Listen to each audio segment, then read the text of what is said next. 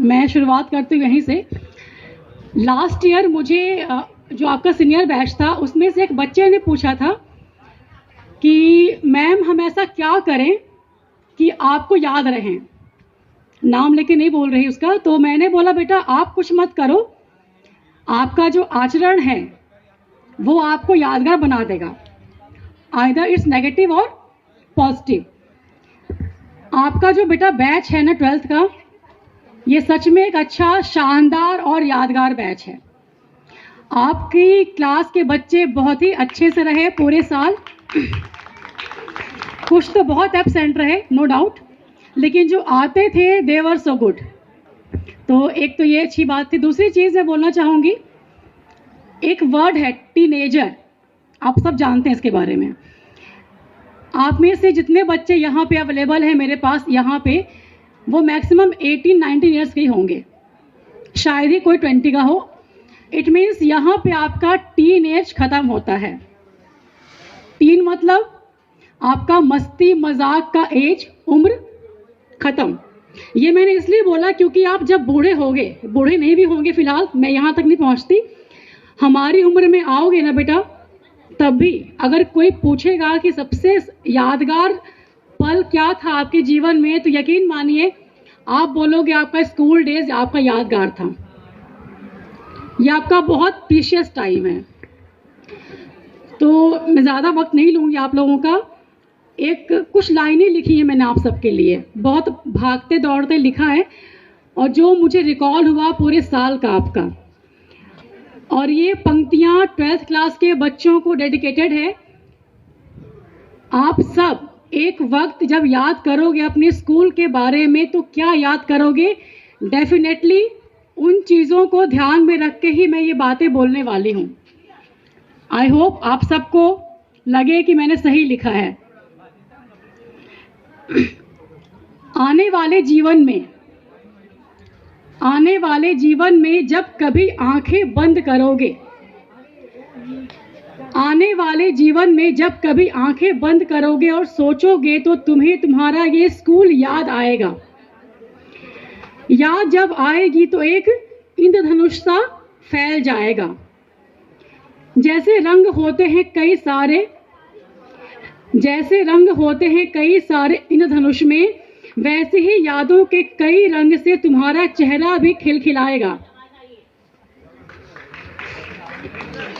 आपको क्या याद आएगा पता है? याद आएगा तुम्हें वो स्कूल में आकर भी क्लास बंक करना। याद आएगा तुम्हें वो स्कूल में आकर भी क्लास बंक करना, बिना मतलब के भी यूं ही कॉरिडोर में घूमते रहना। याद आएगा तुम्हें क्लास में बैठकर बाहर खिड़की से झांकना, आने वालों को देखना, उन्हें निहारना। और याद आएगा आगे खाली सीट होते हुए भी पीछे बैठ के मस्ती करना, टिफिन खाना। याद करोगे तुम अनीता मैडम से बोलकर गेम ले लेना। याद करोगे तुम अनीता मैडम से बोलकर गेम ले लेना। और याद करोगे प्रिंसिपल सर के आते ही क्लास में भागकर चुपचाप बैठना। याद आएगा तुम्हें टीचर्स को परेशान करना। और डेफिनेटली याद आएगा वॉशरूम में जाके बम फोड़ना। बहुत कुछ याद आएगा, क्योंकि अब ये सफ़र का अंत यही है आपके स्कूल लाइफ का। बहुत कुछ याद आएगा, क्योंकि अब ये सफ़र का अंत यही है। यहीं तक का बचपन था बेटा, यहीं तक का बचपन था बेटा, अब जीवन की होनी शुरुआत यही है। अब ना आपका स्कूल होगा, ना आपके यार दोस्त होंगे। अब तो होंगी जिम्मेदारियां जिनमें आप व्यस्त होंगे। ये लाइनें मैं अपने पूरे स्टाफ की तरफ से बोल रही हूँ, अपने जिन्होंने आपको पढ़ाया है।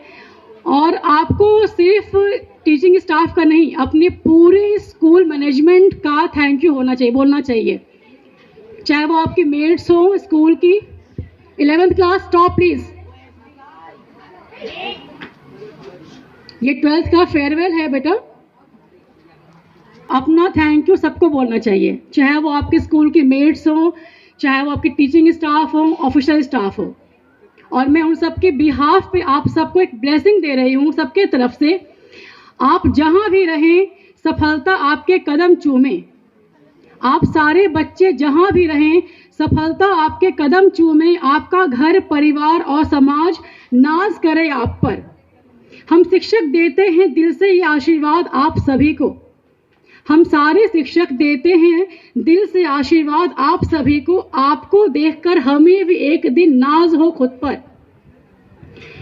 बेटा, आप अपनी जिंदगी कैसे भी जियो, ये हक है आपका। आप अपनी जिंदगी कैसे भी जियो, ये हक है आपका। कुछ बन सको या ना बन सको, एक सही इंसान बनना। कुछ बन सको या ना बनो, एक सही इंसान बनना। आपके होने से गर्व हो आपके परिवार को, समाज को, देश को। गलती से भी कोई गलत काम कभी ना करना। ये कुछ लाइनें मैंने आप लोगों के लिए लिखी थी और सिर्फ इतना ही कहना चाहूँगी कि अपने अंदर एक ऐसी समझदारी को लेकर आइए जो आने वाले जीवन में आपको एक समझदार, जिम्मेदार इंसान और नागरिक के रूप में समाज में स्थापित करे। और इसी के साथ मैं थैंक यू बोलती हूँ। आप एंजॉय कीजिए। Thank you, all the best.